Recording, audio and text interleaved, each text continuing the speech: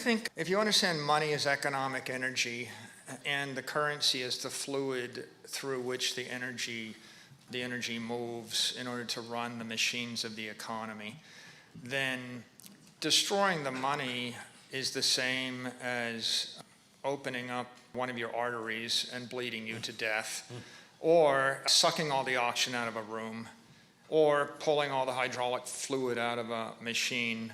In fact, the economy just comes to a grinding halt. And the subtle thing, of course, is that if you keep sucking 7% of the value or 10% of the value out of the currency every year, the half-life of the money becomes 7 or 10 years. And if the half-life of the money becomes 10 years, you cut it in half 10 times in a century. If you don't suck the energy out of the currency, the half-life of the money is forever. And so what we think of as death or a natural life cycle, like it's natural for things to die, it really isn't. You could live forever. Your economic entities could live forever if there wasn't a parasite that's actually sucking the energy out of them, killing them. So the debasing of the money is like artificially accelerating the destruction of the entire economy. And so therefore, there's no point in striving for anything great 100 years out or 500 years out or 50 years out if the useful life of the economic energy is 7 years. And it's kind of like your kid is an Olympic athlete and they're about to run for the gold medal, and I just show up and I just let you know that I'm going to bleed them a pint of blood every day for the next 7 days before their race to help them out, and then you realize that they have 0 chance of winning and there's no point in competing. So if we don't have good money, then every other aspiration it's either going to result in a suboptimal, impaired, crippled outcome, or it's going to result in failure. And it would be quite a trick for me to get you to focus all your time on training for the marathon while I bleed you every night. Because you're going to lose. It doesn't really matter what you do. So all the other things we talk about the economy become second order. If the money is broken, you can guarantee that everything else will be broken in the system until you fix the money. Basic premise of Bitcoin is a shared immutable ledger and the empowerment of everybody on the planet to audit that ledger. So since everyone can run their own node, you don't have to trust any bank, any entity, any government to know the truth. The truth is manifested every 10 minutes in the blocks. The truth is protected by the integrity of the cryptography. And the underlying protocols are naturally conservative in a Newtonian sense and in a physical sense. So they represent conservation of energy. There's 21 million as a cap. You'll never have more than 21 million. So this is a manifestation of the laws of thermodynamics. So the Bitcoin protocol puts absolute transparency of monetary dynamics into the hands of all 8 billion people on the planet, and it puts it beyond the corrupting influence of a counterparty. And so if you think about what makes the universe work, it's the fact that gravity is applied universally to everyone, everywhere, at all times, and nobody can cheat. Right? You just can't cheat gravity. You can't cheat the speed of sound. You can't cheat the speed of light. There are universal constants, and objectivism all comes back to this idea that you need to adapt to the universe. You can't bend the universe. For short times you might get away for it, but over the long period of time, the universe wins. And all of our economic systems before Bitcoin, they were all relativistic, politically corruptible systems. You know, the fiat systems are obviously easily corrupted, but even the gold systems, you shave the coins, you debase the currency, you water it down, or you steal it. And with Bitcoin, this idea of sovereignty is very critical. You are sovereign. The idea of ownership is knowing something is owning something. right? Knowing is owning. If I know my private keys, and in my private keys is all my wealth, as long as I know it, I have it, you can't have it. And every other form of money you can take, right? The gold you can take, the fiat you can take, the property you can take. So the genius of Satoshi was, I'm going to give 8 billion people the ability to audit the entire 21 million supply. I'm not going to rely upon a central counterparty or bank or government in order to verify that. There's no way to cheat it. You can't cheat the system. And no one can cheat you with force.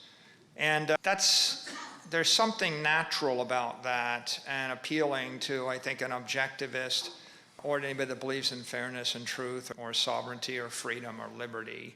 And it's the first, maybe the first computer network, the first network where people got that degree of sovereignty. It's certainly the most significant one with that degree of sovereignty, I think. That's pretty comprehensive, but I would add a couple of general things. Conceptually, it's also a rule. Bitcoin is a rules without rulers, right? The rules have been set, but the rules can't be changed on you, which I think is consistent with kind of the objectivist view of government. And then in addition to that, Bitcoin, it's not intuitive to almost anyone the first time you hear about it.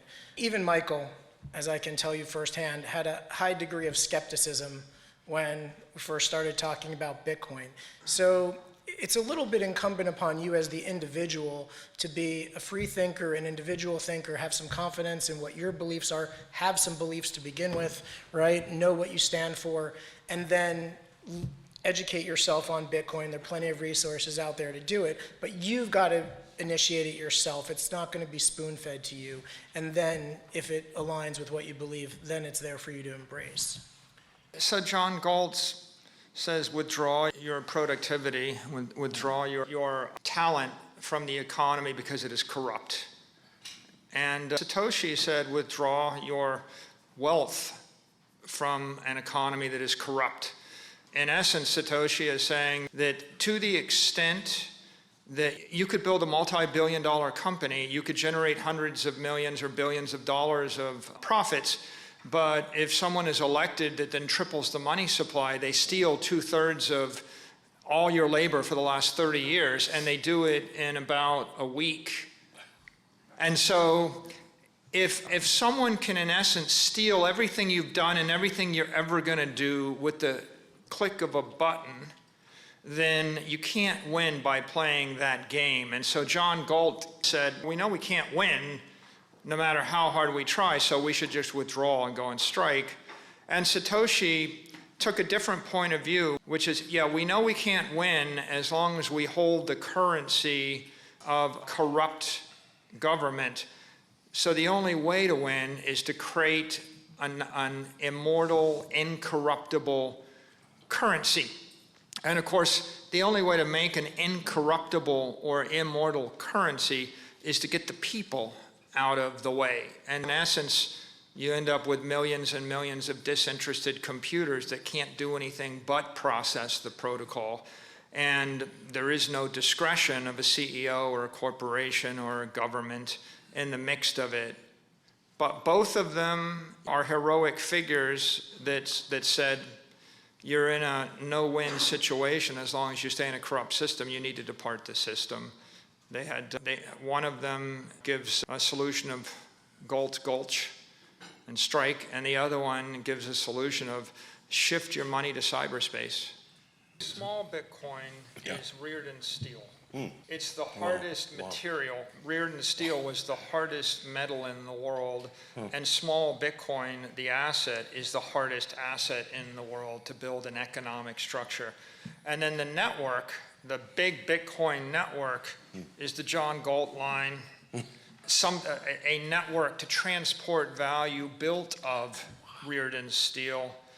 And if you think about all of the systems that are going into this, we're really building a machine, right? And Galt is all about that great machine, the motor, right? We're building a motor to drive the economy to a new level of productivity. ultimately, if you believe in the prosperity of the human race or progress or the future of civilization, it's all going to come down to the ability to construct a machine to channel that energy more efficiently than we have in the past. And I think in both Atlas Shrugged and in the modern Bitcoin ecosystem, you have engineers building machines to channel energy. The only difference is in Atlas Shrugged, they don't have an easy mechanism to integrate the machine into the nation, and you have politicians seizing the lines and seizing the assets.